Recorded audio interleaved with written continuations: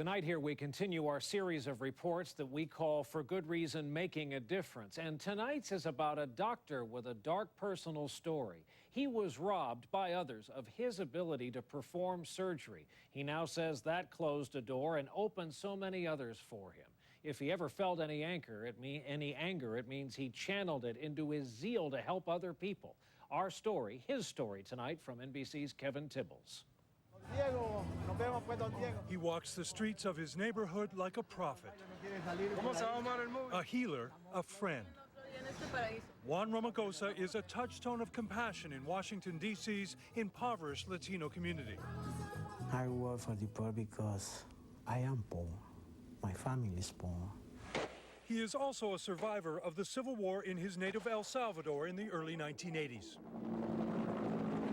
He was an aspiring surgeon when the military kidnapped and tortured him for treating poor farm workers. His wife, a medical student, was murdered. They hung me and they shot my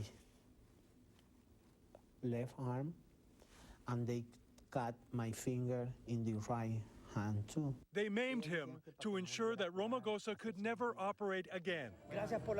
He found refuge in Washington, where Dr. Peter Shields hired him to run a free clinic one night a week. He is clearly compassionate.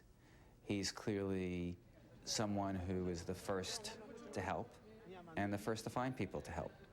20 years later, Romagosa can still be found at La Clínica del Pueblo, now a full-service operation in a new building, making sure patients like breast cancer survivor Paula Vasquez get good, free medical care. First, it helped me by opening the doors to relieve my pain. He really understands what being a wounded healer is. That drives him. He feels the pain acutely, so he'll never stop. He is most comfortable here among the powerless, working to make access to health care a basic human right. It's not luxury. It's not depending how much you have in your bag. It's part of your dignity, human dignity. Help for those who cannot help themselves from one who suffered so much.